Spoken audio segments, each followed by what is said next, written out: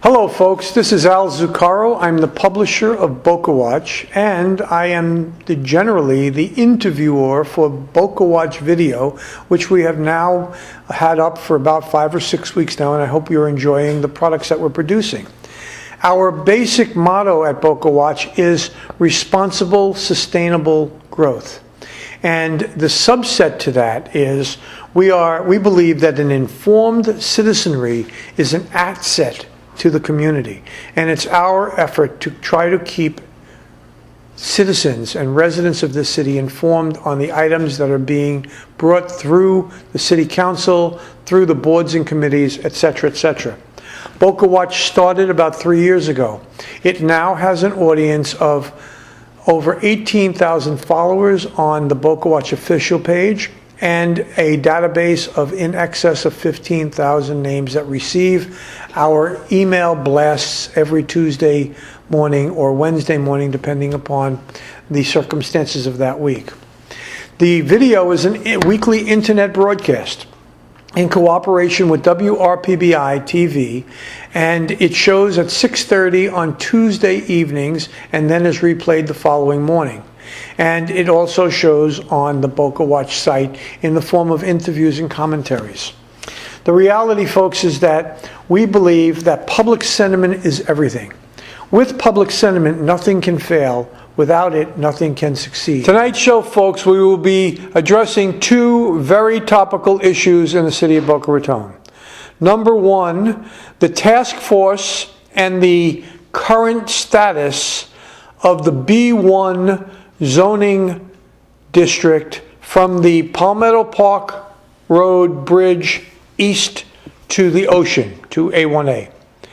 And complementing that, our second interview will be about the tragedy that's about to happen at 2500 North Ocean Boulevard, which is about to go forward with permits to create a 10,000 square foot, 4-story building on the ocean on A1A in Boca Raton. Stay tuned.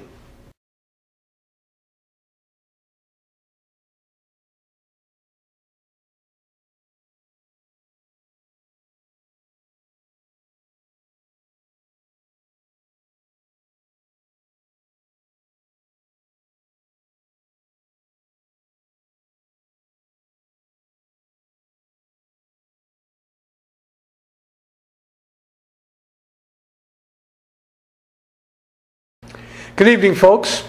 I'm Al Zuccaro. I'm the publisher of BocaWatch, and tonight I am going to be here and I'm going to be interviewing Miss Jessica Gray. Jessica Gray, if you're following BocaWatch, is actually the person who is doing our political cartooning. She is an incredible talent with a very, very, very creative mind. But tonight we are here to talk about a relatively serious issue. That issue has to do with the potential of seeing a 10,000 square foot, 4-story building constructed on the ocean side at 2500 North Ocean Boulevard on A1A. The latest item that will breach the pristine nature of Boca Raton beaches. And this item has been percolated now for 6 or 8 months, and Jessica is bringing us some news with regards to that. Welcome. Hi, Al. Thank you for having me. It's an honor to be here. And thank you for being here and being a voice for this issue, because I know that there are a lot of people that are concerned about it. Just by way of background, 6 or 8 months ago, I think it was back in December, a permit or a request was made by the developer and their attorneys to be granted a variance on a piece of property that was on the east side of A1A at 2500 North Ocean Boulevard. Again, by way of background, the property was actually purchased as a parcel that had property on both the east side and the west side. The owner divided the property, sold the property on the west side of I-90 of A1A, and then came to the city and asked to be relieved of the burden of having a lot that was not a qualified building lot. Correct. The city council, the zoning board of appeals rejected their request 2 times, and they appealed to the city council, and the city council approved it. And the arguments that were made for approval, both in chambers and in the press, was that we would be sued, and there were other agencies that would stop this project from ever coming forward. Things have changed. You bring news today of those changes. Please let us know what's going on. So 2500 has been a main issue for a while now, just like Al said. And 6 to 8 months ago, we were told from our city council of Boca that they approved the variance simply because they did not want to be sued by the property owner, which is Natural Lands LLC. We were told by a certain council member that even if they did approve this variance, it would never be permitted past the state level. We've been in contact with the Florida Department of Environmental Protection, which as of last week has approved the construction to begin on 2500 North Ocean.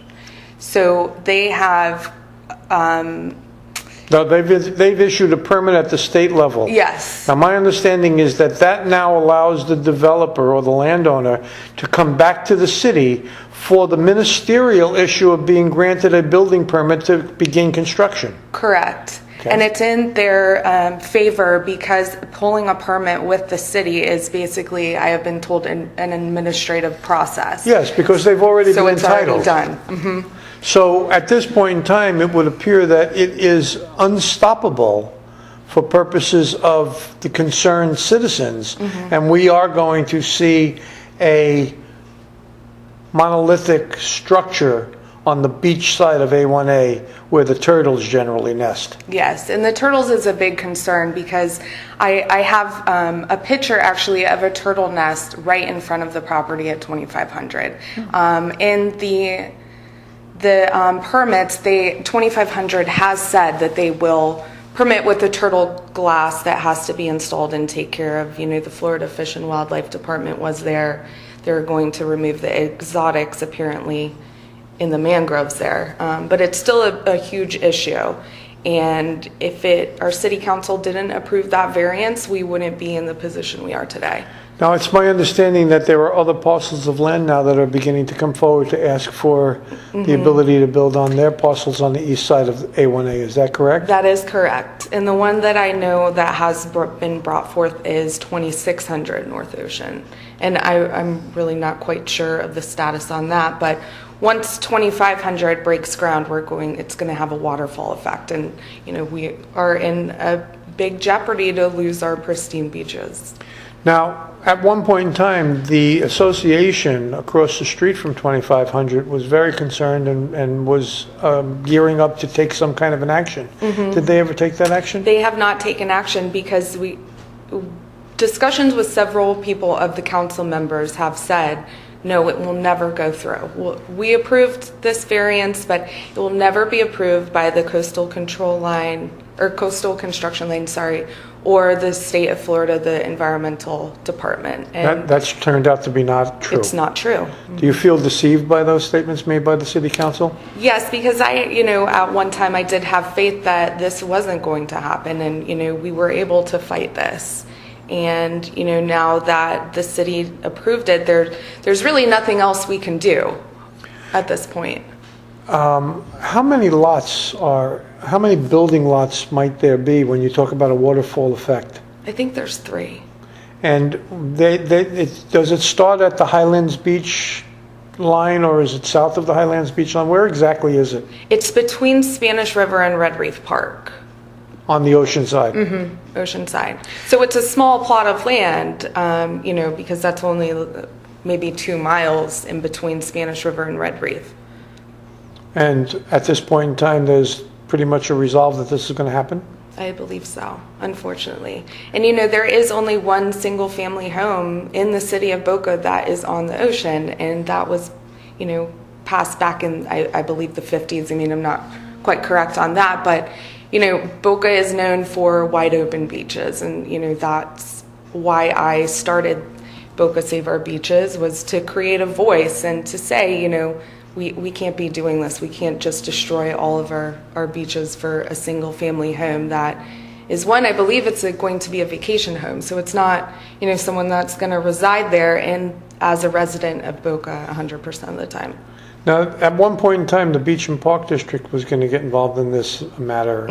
That never materialized. What was the basis for that? Our mayor had asked the Beach and Park District to see if they would be able to acquire individually owned parcels along A1A. They came back and said it wasn't a good investment simply because the parks would be broke up. So you would have Spanish River, and then you have a couple condo beaches, and then you would have, say 2,500, and then another condo beach, and then Red Reef. So it wouldn't be a consistent line of public beaches. And they did not come forward with an effort to acquire that property before it was entitled? No, they did not. Now, the entitlement has improved the value of that property significantly.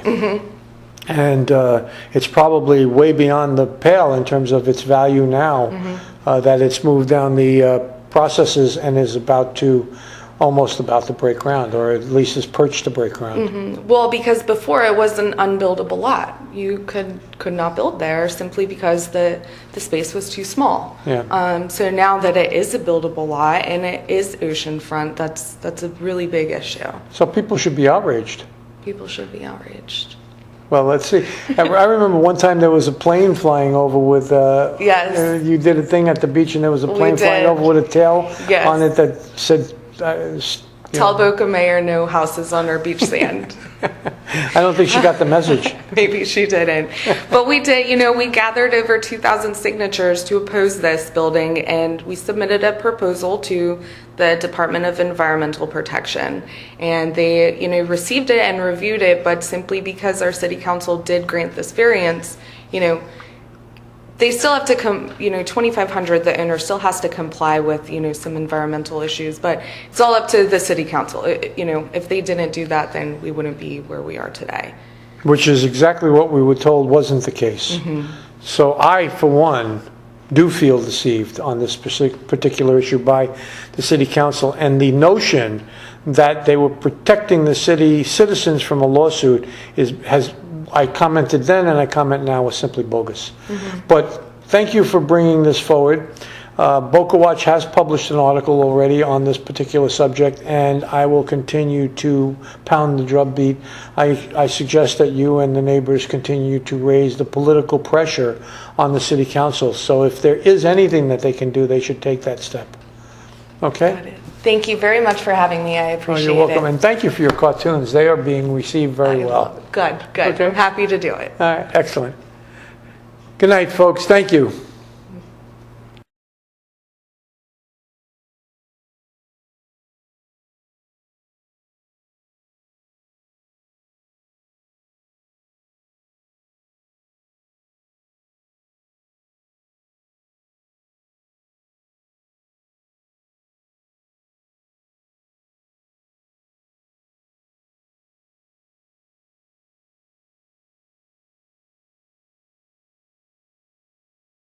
Good evening, everyone. I'm Katie McDougall. I'm sitting in for Al Zuccaro. Joining me tonight are two members of the Riviera Civic Association Board.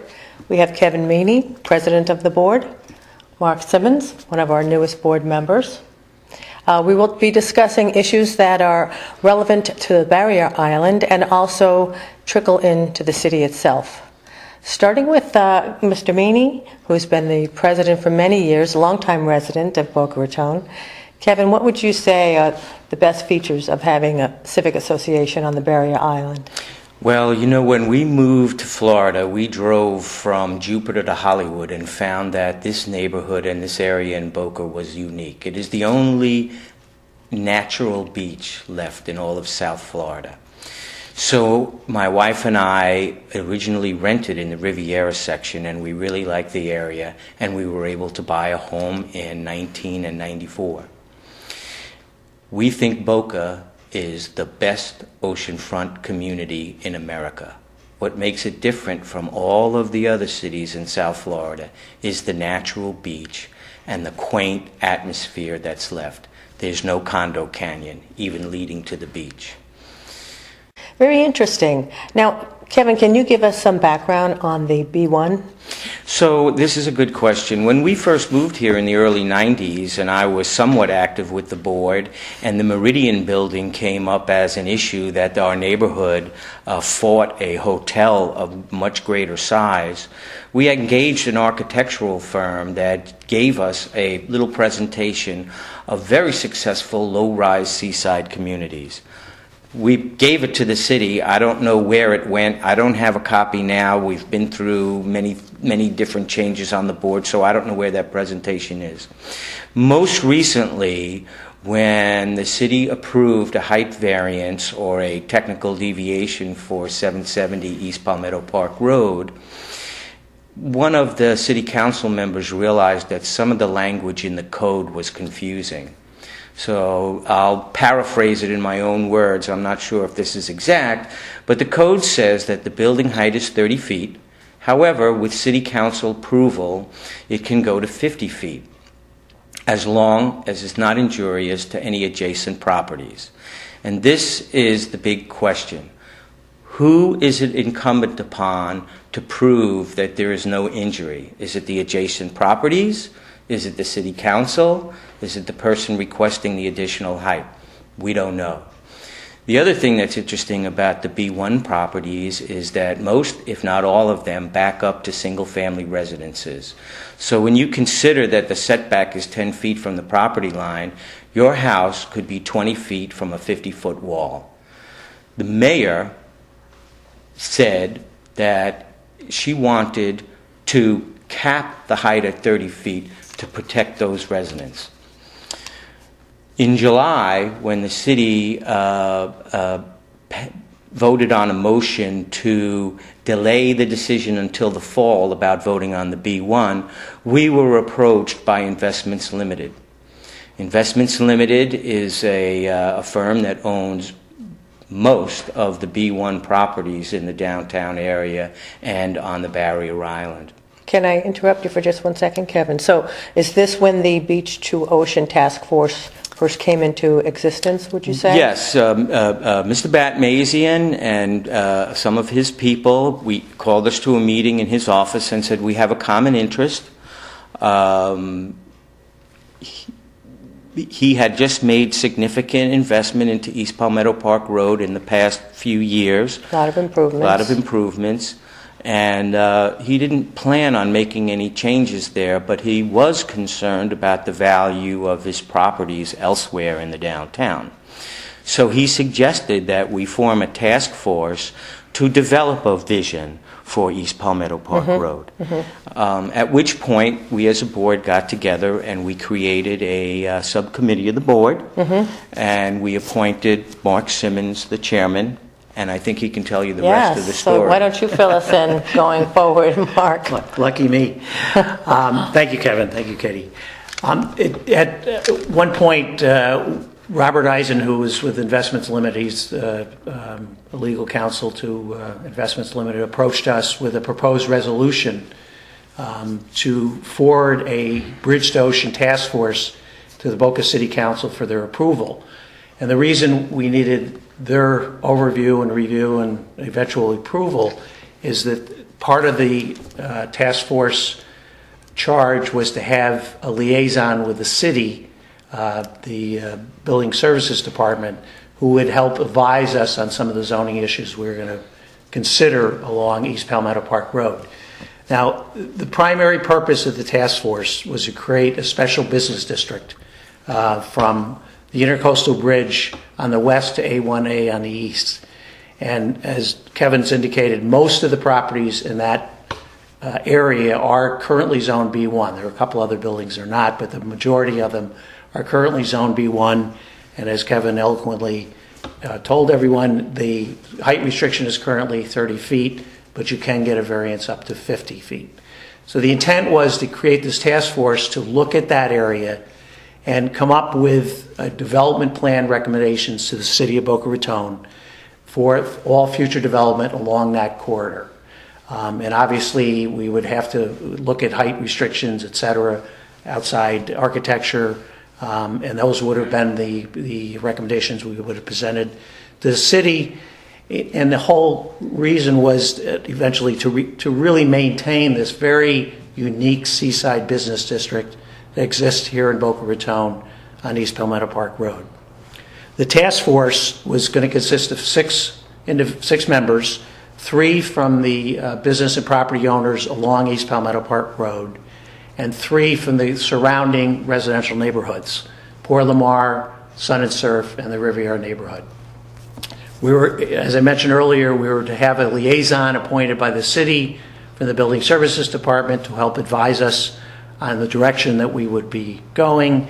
And in addition to the city liaison, Douglas Mamois, who is a local architect and land planner who's done a considerable amount of work for Investments Limited, was going to be involved in the task force as a non-voting member as well. The city liaison would be a non-voting member. So that group would review the situation along East Palmetto Park Road, come up with recommendations to present to the city, and the hope was the city would enact those changes in some sort of ordinance form in the future. It was originally proposed the Bridge Ocean Task Force would have a 12-month term, and that term could be extended by mutual agreement between the city and the task force members. Unfortunately, on September 12th, the City Council voted down and not to approve the proposed resolution creating the Bridge Ocean Task Force.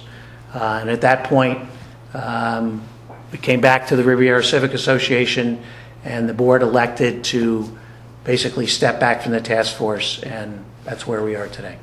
Well, wouldn't you say, though, we still have our hand out ready to shake it with Investment Limited and anyone along the corridor as far as giving our opinions, and we invite them to our board meetings, so we're always looking for input from the commercial section there. But another question I'd like to ask you, Mark, in particular, I know that you lived for 20 years in the central part of Boca Raton, and so you're a new resident to the Barrier Island. And now, making that transition, do you feel, which is what our hope is that Boca Raton is one city? Do you think that people in the central part of Boca and the western portion realize how valuable every aspect of the city is to each member? That's a very good and important question, Katie. I lived in Boca Bath and Tennis for over 20 years, and I think the general sense in the 90s and early part of this new century, there wasn't that much interest in East Boca. I think that's changed. I really think it's changed. Good. A lot of the impetus, obviously, was the Wildflower property, where we got a lot of the people in central and western Boca engaged to understand the issue with the Wildflower property. So I think that brought more people to understand how important East Boca is and how it's changing dramatically very quickly. And it impacts everyone in Boca Raton. Yes, yes. Okay, well, very good. Thank you so much for joining us. So can I just say one more thing? Sure. I don't want to minimize the amount of time, effort, and resource that Mr. Batmazian gave from his company using his employees who are paid to help us with this project. I have been a resident for a long time, and I've never seen Investments Limited come to the table with a proposal that hasn't been discussed with the local residents first. Very good, that's true. And just, I can add one more, just to thank the 2 board members who assisted me, Keith Nelson and Nancy Liu, put in an incredible amount of time, as well as the board of Riviera Civic Association. Yes. Well, thank you all, and thank you for joining us. We'll see you next time with BocaWatch TV.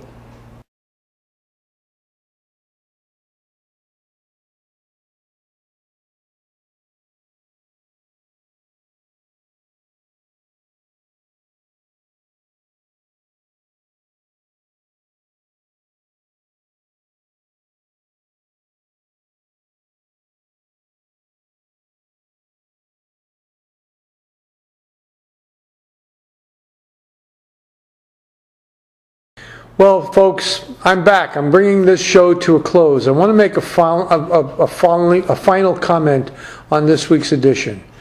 As you just saw, we have a lot of activity going on east of the Palmetto Park Bridge, along the A1A corridor, south of the Spanish River Bridge. That is pristine, Boca Beach. There were, years ago, there was huge efforts to invest a lot of time, energy, and money to preserve those beaches. So my focus today and tonight is going to be to challenge the city to find a way to prevent that area from being developed, particularly on the east side of A1A. Now, we've been through this fight, and we were misled by the city council. We were told that they were approving the variance because they had no choice legally, an argument that I absolutely disagree with, for reasons that I wrote in articles way back then. But what we were told was that there would be other agencies that would prevent this from moving forward. It was both made in city council and in the local press that this would not happen. Well, it turns out that when you review the documents at the state level, you find out that the only thing that stood in the way of this thing being permitted by the state was to get a document from the city that approved the zoning. The variance did that.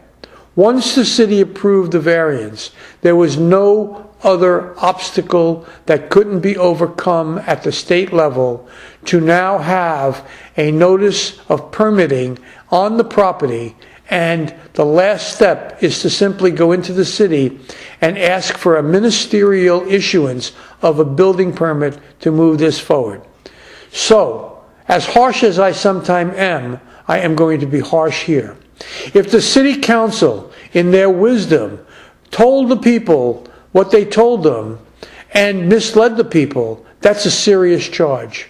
But if the city council told the people what they told them without researching what the actual needs were and standards were at the state, that's incompetence. So we have the horns of a dilemma here. Either the city council misled or the city council is incompetent. You choose which one you want to apply. But all I know is that there does not appear to be any way to stop a 10,000 square foot, 4-story building from being built on the ocean side of A1A where turtles generally nest. Thank you. Good night.